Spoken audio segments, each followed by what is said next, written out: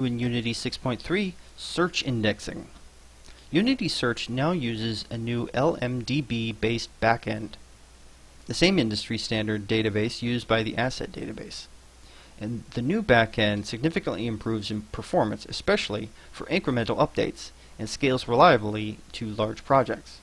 The search index has been simplified for easier use with the following: a single index file that is now always created in user settings/search.index. All custom indices created in a project are now ignored. Dependencies, types, and properties are always indexed. And the Search Index Manager, Windows, Search, Index Manager has been removed. To customize search indexing, go to Preferences, Search, Indexing. You can select the following options for indexing. Index on editor startup.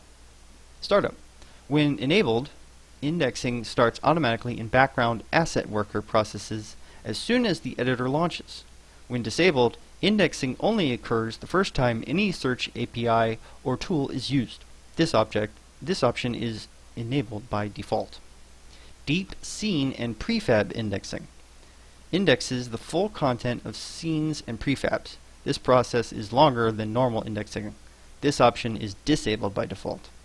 And that was search indexing in Unity 6.3.